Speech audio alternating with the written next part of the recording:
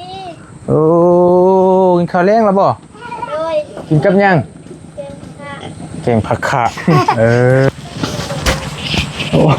โอ้ยคือกิชะตำใช้หมองจะนอนนะลูกนอนอยู่ใช้นี่ลูกนี่นอนอยู่นี่โอ้นอนกับเพลอโอ้โธ่นอนกับไผกันนอก อ๋ออันนี้ประตูเข้าได้บ่อันนี้ปาโต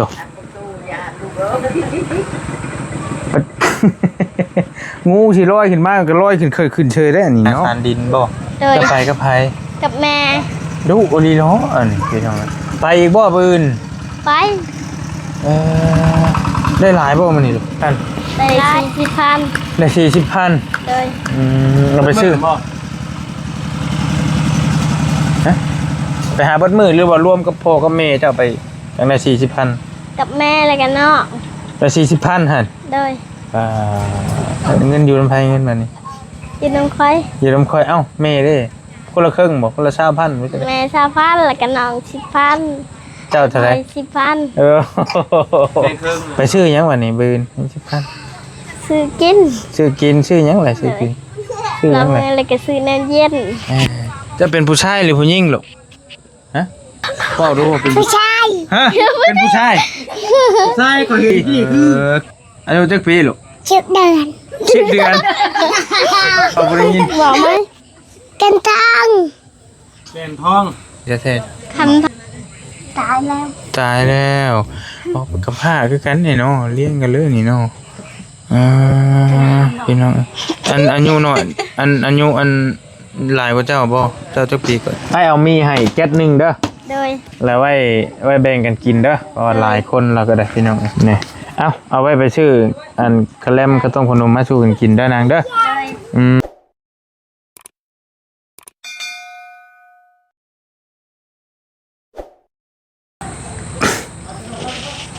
มาพี่น้องมาเปิดคลิปมาเนาะตอนค่ำตอนมืดบัดนี้บรรยากาศฟ้าลงฝนตกป้าเราควันกุ้มพี่น้องเอ้ยน้องเพิ่นกำลังกวดเฮือนอยู่บริตามมาเบิ่งเฮือนนางจันหรือว่าน้องจันก่อนที่บริถ่ายคลิปน้องเพิ่นเมื่อวานอยู่อันน่ะอยู่ทางเข้าที่น้องเพิ่นไปหาอันซานดินมาขายว่าซั่นเนาะโอ้ยพี่น้องเอ้ยตามมาเบิ่งปัญญามค่ำยามมื้อนี่จักหน่อยเนาะมันก็สิบ่แจ้งหูแจ้งตาปานใดก็บ่เป็นหยังเนาะขึ้นไปทักทายสบายดีเนาะเพิ่นก่อนเฮือนชาโน่เพิ่นก็โอ้สภาพก็สุดโทรมระดับหนึ่งอยู่ได้นี่พี่น้องเนาะโอ้ไปขึ้นไปหาน้องเพิ่นก่อนบัดนี้พี่น้องเอ้ยมาสบายดีเด้อประธานเด้อเป็นยังน่ะเอ้าสร้างว่าแท้เอาบ่ได้เป็นแขมเองสิปวดเขียวหานี่เด้อเป็นอะไรบุบายดีนางบายดีโอ้กินข้าวแรงแล้วบ่โดยกินกับยังแกงผักขะพอดีเฮาสิไปหาน้องเพิ่นอยู่เถียงนาอยู่ทางเขาแต่ว่าอันน่ะทางอันน้องเพิ่นไปหาซานดินว่าซั่นคือหานี่แหละคือหาเมื่อวานนี่แหละอันนี้บ่ใช่มีแต่กระเป๋าเด้อไอ้ขออนุญาตขึ้นเฮือนเด้อขออนุญาตขึ้นเฮือนขึ้นซานเด้อโอ้บรรยากาศฟ้าลงฝนตกพี่น้องเอ้ยโดย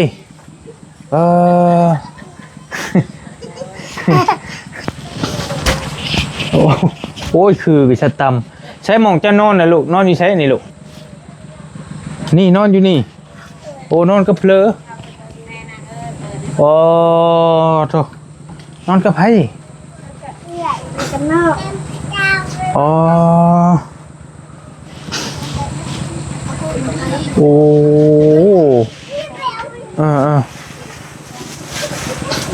โอ้ยอย่าออกมาพี่นะ6อันบ่แม่น6หรอกมันโอ้อันนี้ประตูเข้าได้บ่อันนี้ปาโต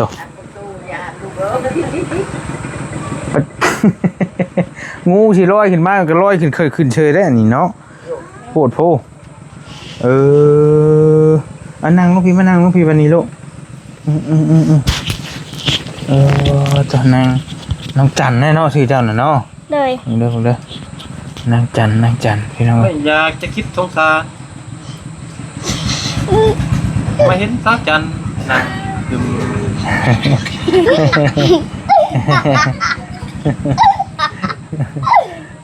กินข้าวกับหยังเลยกินข้าวกับหยังก็ ค่ะ ผักขะ โดย ผักขะใช่กินหน่อไม้บ่แกงหน่อไม้บ่หรือว่าจะได้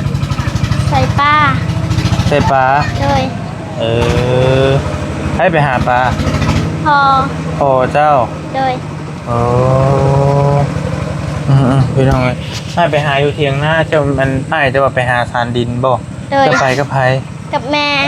ดูโอลีเนาะอันพี่น้องเอ้ยไปอีกบ่ปืน ไป ได้หลายบ่มื้อนี้ลูก ได้ไล่ ได้หลายกว่าว่านนี่อยู่บ่ โดย ขายเลย โดย ได้เท่าไหร่ได้เงินจักพัน ได้40,000 ได้40,000 โดย เราไปซื้อ บ่ ฮะไปหาเบิดมือหรือว่ารวมกับพ่อกับแม่เจ้าไปจังได้40,000 กับแม่แล้วกันเนาะ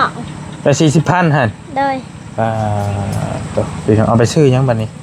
บ่ได้ซื้อหยัง เงินอยู่ลำไพเงินบัดนี้ กินนมค่อย อยู่ลำคอยเอ้าแม่เด้คนละครึ่งบ่คนละ20,000ไม่ใช่ แม่20,000แล้วกันน้อง10,000 เจ้าเท่าไหร่ 10,000 เป็นครึ่งเลยเนาะ เป็นครึ่งพี่น้องเอ้ยไปซื้อหยังบัดนี้บืน10,000 ซื้อกิน ซื้อกินซื้อหยังไรซื้อกินซื้อห เรา ยังไร เลยก็ซื้อน้ำเย็น ซื้อแนวเย็น เลย ซื้อน้ำก้อน ปีโป้ เป็นไงเพื่อนเจ้าเวลาฝนลงฝนตกฟ้าลงมันบ่นี่บ่หรอกมันบ่เปียกบ่นี่บ่ เปียก ปริมาก็บ่ได้เห็นภาพปานนั้นมันอยากมืดแน่พี่น้องเนาะอันนี้คือเฮือนครัวเจ้าบ่นี่ เพื่อนนอน บ่มันคือสิเป็นซ่านเป็นหยังแหละพี่น้องหลายแยกออกมานอนบ่มันบ่มีบ่นอนแล้วก็เลยแยกออกมานอนอยู่พี่บัดนี้ทรงไอ้เห็นเฮือนทางหลังน่ะเฮือนเจ้ากำลังเฮ็ดใหม่บ่ โดย มันได้อย่างนี้แหละปูแป้นปูหยังบ่หาตัวหลังนะ ยัง มีอย่างนี้แล้วหันหลังคาบ่ดอกเห็นแต่หลังคาเลยพี่น้องผ่านไปเห็น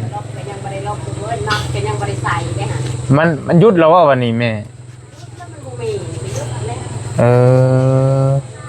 โดยอันนี้คือเฮือนเก่าเฮือนดั้งเดิมแล้วนะ โดย ผู้นี่รอไปน้ำกันว่านนี่ โดย เล่นบ่มานั่งน้ำกันน้ำไม้พี่ก็ได้ไหมมานั่งรถบ่เป็นยังฮะสบายดีเลยสบายดี สบายดี เอาไว้ก่อนตอนนี้ให้น้องไว้ก่อนทั้งเบิดพี่น้องจะค้นพี่น้องเจ้าทั้งเบิด 3 คน อันผู้หญิงนี่ก็แม่นบ่ บอ บ่เจ้าว่านอนกับเอื้อยคนใด นี่คนนี้ เอื้อยเจ้าแท้ๆหรอวะ บอ แต่เพิ่นเกิดก่อนแต่เอิ้นเอ้ย วัน โอ้ อีจัน อันลูก ลูกกับพัวตัวนี้อันนี้นี่ลูกพัวตัวนี้ โอ้ให้อีนางไปนั่งเบิ่งหนังก็ไปลูกไปนั่งเบิ่งหนังไปเบิ่งหนังก่อนไปคือสิบ่ได้ใช้ส่งในเบิ่งเจ้าเห็นบ่หาเรียบร้อย บ่เหลือบ่กล้องบ่ได้เห็น ลูกกับพ่อเข้าบ่พุ่นน่ะน่ะกับพ่อไม่กับพ่อไม่ แปลว่าคอยเป็นแม่ของแม่นา พี่น้องแต่ว่าบักหำเนี่ยบ่เห็นได้ไปมื้อนี้เนาะบ่ได้ไปบ่ลูก ไปแต่เช้า ไปแต่เช้าโห โดย แต่ว่าตอนเจ้าไปทั้งเช้าทั้งแรงเลยบ่ โดย ได้เงิน 40,000นี่ประมาณสัก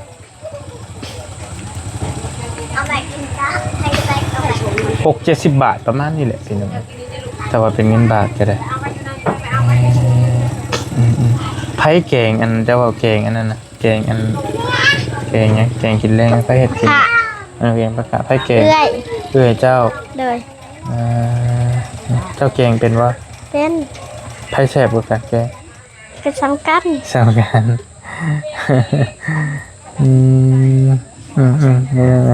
ใช่สินใช่ยังก็โอ้ยเนาะกำลังเป็นแต่ฮักแต่เพลงน้องปานนี้ก็ได้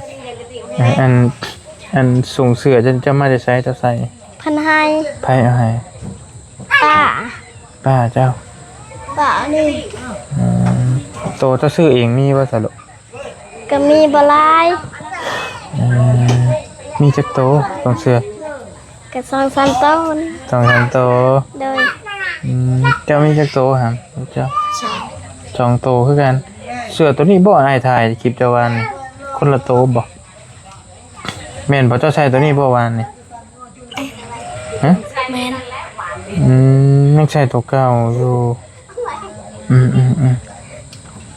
พี่น้องเอ้ยเกิดเป็นยังใช้กิ่งเก่าเนาะตัวเก่าเนาะเกิดก็ขาดเกิดน้องกันพี่น้องเอ้ยเนาะจะคนอยู่ร่วมกันน้ำเพื่อนทั้งเบิดเลย ทุกมื้อ มัน เราจะส่งแล้ว ไม่ใช่แล้วใช่ชงแล้วโอเค เอากล่องเนาะ โอเคมาตัวจิวได้นี่บ้างขอจะเอานี่ไว้พี่ขอโทษนะไอ้กำลังเมื่อแต่บ้านเทิมใหญ่ก็เลยแวะมาหาเจ้าก่อนบ่าเฮือนเจ้าอยู่นี้ก็เลยแวะมาถามไทยก่อนมาก็คือเห็นนี่แหละ นี่จะมายิ้มใส่กัน อย่ามืดๆในนั้นนึงพี่น้องเอ้ยโอเคบัดนี้จะเป็นผู้ชายหรือผู้หญิงลูกฮะบอกดูบ่ ผู้ชาย ฮะเป็นผู้ชาย ใช่ก็เห็นกี้คือยิ้มจะคอยอยู่ตัวน่าจะเป็นผู้ชายป่ะ จักปีอายุจักปีลูก 10 เดือน 10 เดือน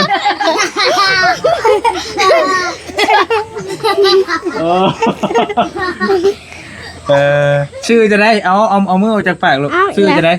ชื่อเจ้าว่ารถ กันทอง เอาว่าคักชื่อหยัง กันทอง ว่าไม่เราบ่ได้ยิน บอกไหมกันทอง แกนทอง คันทอง เกียนทองหรือจันทองคันทอง โดย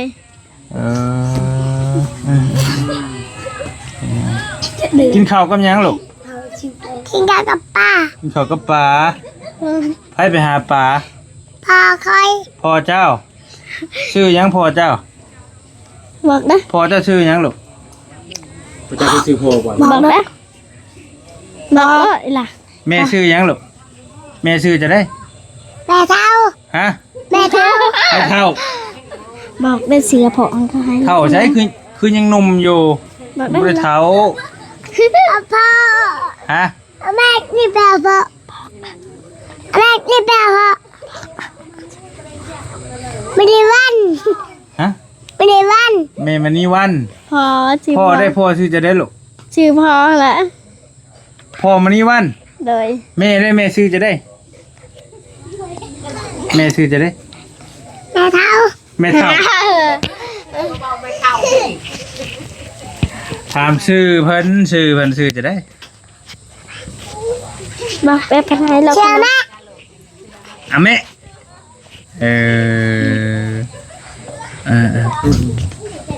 ผู้นี้หันลูกกับพ่อใหม่เจ้าบ่ โดย มีผู้เดียวนี่บ่ เลย ผู้ดีวนี่อายุเพิ่นจะแท้เท่าไหร่ 2 ปี 2 ปีเลยฮะจักว่า10 เดือนซะออกไปแล้วอายุ10 เดือนนะครับ ชิบเดือนดีแล้วแล้วเขา ไปสมอเลย พี่น้องผู้นั้นเลยมาหาไอ้ด้วยฮะผู้นั้นได้บ่มาได้บ่ผู้เอ่ยเจ้า แล้วแต่วันไหน ว่าจะได้ แม่เราอ่ะ โดย บ่ชื่อได้มานี่ป้าก้อนอันละมือน่ะป้าก้อน เปล่า ยับมาละ โอ้ยยังมาอู้หลายบาทนี่ ยับมา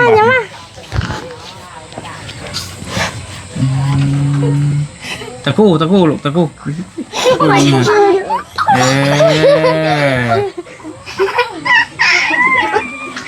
อันนั้น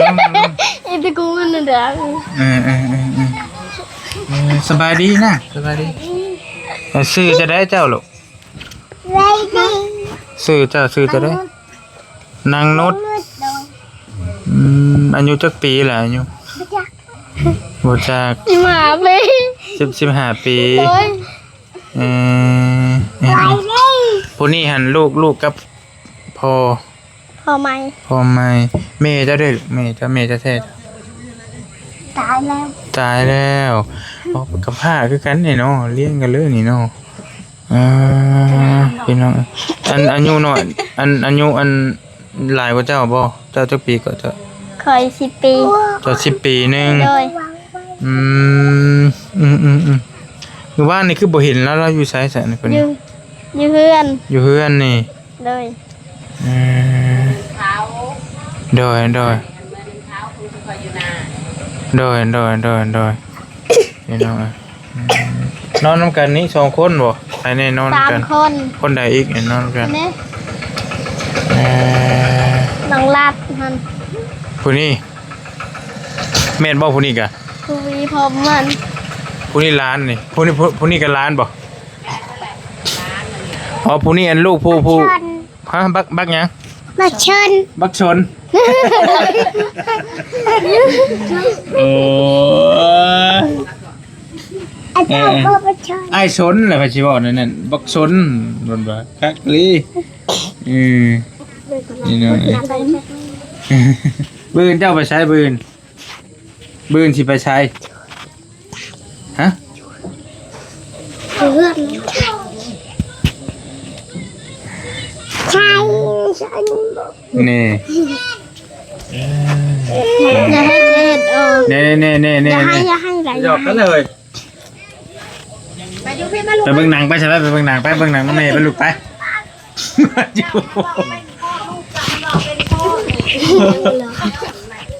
เดือนที่เนาะ เอ้ยเป็นยังไงอันบ้านเกิดเจ้าอีดูใช้ลูกบ้านบ้านเดียวกันนี่บ่แม่นบ่ บอ นี่บ้านเมย์เจ้าหนนะที่จะมากับพ่อจ้ะบ้านนี่บ่ไอ้หล่ะคือว่าบ่จ้ะ คอยนี่วันโท เจ้าบ้านโท โดย อ๋อบ้านโททางพุ่นบ่เลยขึ้นบ้านเลยหยังวะเลยดงบังขึ้นพุ่นบ่ โดย แม่แหละ บ้านโทมันบ่เป็นบ้านน้องผ้าพุ่นบ่ แม่แหละนาเงินนอกพางและเงินคู่มูลค่า เอาเจ้ากับฮู้จักน้องผ้าบ่ เอาจากนั้นคนบาทเดียว เอา มาโทษแล้วมาเลย หากะมาบ่ เอาเว้าไปแล้วบัดนี้พี่น้องเอ้ยอันเบาอันไหนนี่บ่เสียงทีวีเห็นนี่อยู่บ้านโทแม่จะเป็นหยังตายลูก ยักษ์ บ่จักช้ำ น้องไปไหนได้ จักปีแล้วเพิ่นตายลูก ไม่ยักษ์ บ่จัก เพิ่นก็เป็นตับคือเดียว เขาบอกยันให้มา อืม เจ็บแม่ พ่อเจ้าก็เป็นตับฉันบ่ โดย บัดพ่อบัดแม่พวกนี้ก็เป็นตับ โดย แล้วแม่เราตายแล้วก็เลยได้มาอยู่กับแม่พวกนี้พ่อเจ้านี่ก็เป็นตับคือกัน โดย อืม โตเคลื่อนเลย นี่บุญโตเพื่อนได้ล่ะเลยเนาะพี่น้องเอ้ยคือว่าได้กำพร้ากำพร้อยมาอยู่ร่วมกันก็ฮักแพงกัน โดย พี่น้อง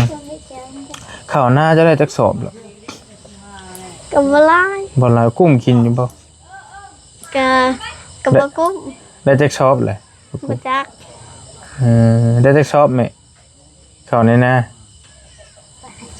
ฮอดบ่50 กับปานนั้น ได้อยู่ได้เจ็ด บางคนมันอยู่ในเรือนนี่มันเก่า เบิดแล้วบ่เดี๋ยวนี้ยังได้กินอยู่แสดงว่าข้าวน้ำแล้วนี่พอได้อยู่ได้กินอยู่พี่น้องเนาะ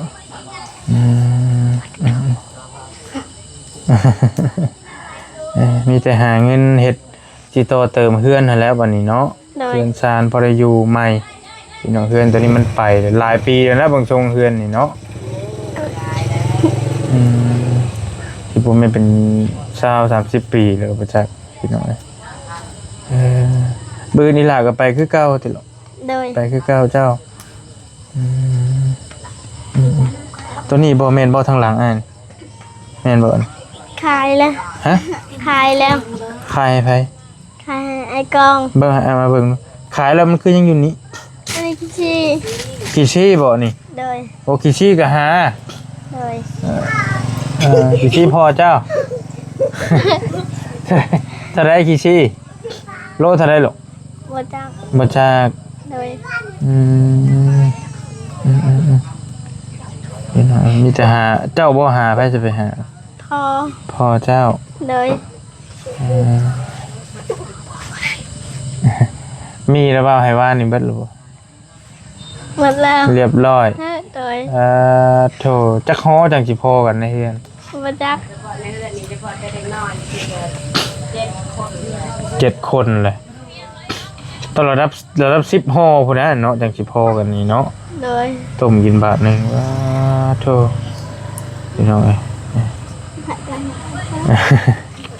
บัดนี้มีแต่ข่อยหาแนวกล้องไม่ข่อยก็ย่างไปเอามีให้ในแก๊สหนึงมีแต่อ้ายสิเมื่อปะแล้วอ้ายมาแวะเยี่ยมกันนั่นแหละแต่มื้อหน้าอ้ายสิเข้ามาหาใหม่หาหน่อยเด้อมันแข็งมันขาพี่น้องเอ้ยแต่กันนี้เป็นเพื่อนซ่านน้องละเพิ่นพี่น้องเอ้ยเนาะแมงเมาก็หลายจักเฮิงแล้วบ่จะนอนอยู่นี่ลูก ถึงแล้ว จักปีล่ะ บ่จัก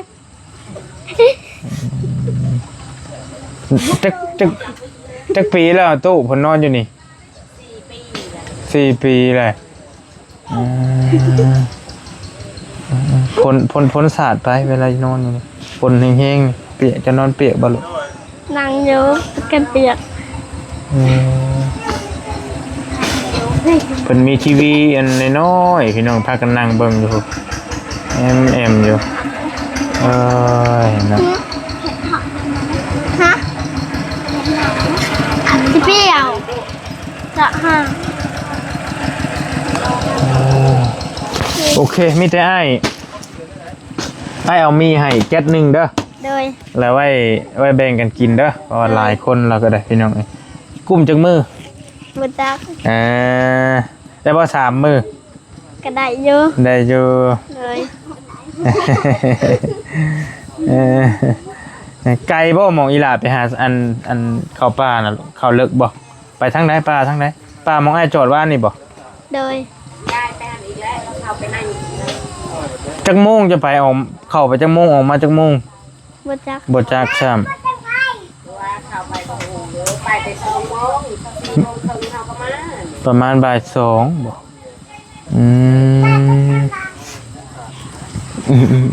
พี่น้องเอ้ยไปอยู่ดีมีเฮงเด้ออ้ายไปป้าก่อนเด้อไว้แบ่งกันกินเด้อหำเด้อนั่งลงก่อนบ่เป็นหยังบ่พะพี่น้อง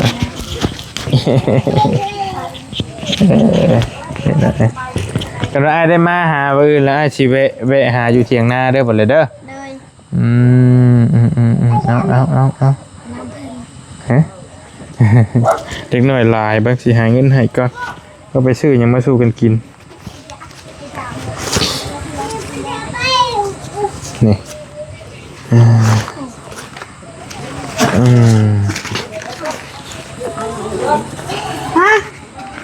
นี่เอาไว้ไปซื้ออันกระแลมกระต้มขนมมาสู้กันกินได้นางเด้อ เลย เห็นน้องเบิดมือแล้วเจ้าพอเจ้าสิหาได้นี่ก็ได้เนาะ เลย พอน้องเพิ่นว่าเพิ่นได้40,000ได้พี่น้องไปซื้อขนมมาสู่น้องๆกินเด้อ เลย ไปสบายดีอ้ายเมื่อป้าเลยเด้อ เลย โอเคพี่น้องเพราะว่าเพิ่นสิเดินทางไกลทางเฮาก็ได้ไปป้าแล้วเด้อมีตู้เด้อทางไหนเด้อโดยเอาอยู่ดีมีเฮงภาพมันอยากมืดแน่พี่น้องเอ้ยโอเคไปไปพี่น้องเอ้ยบอลลี่ขอตัวเดินทางเนาะจบคลิปปิดคลิปไว้เพียงเท่านี้ก่อน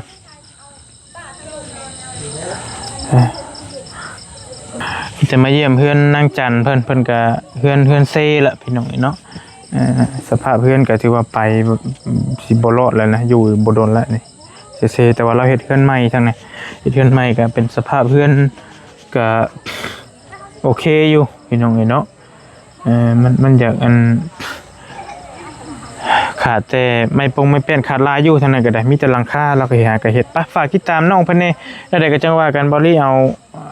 มาม่าเอามีมาฝากมาต้อนน้องเพิ่นแล้วก็มื้อหน้าสิเข้ามาเยี่ยมใหม่เด้อพี่น้องเด้อไปอยู่ดีมีเฮงบ๊ายบาย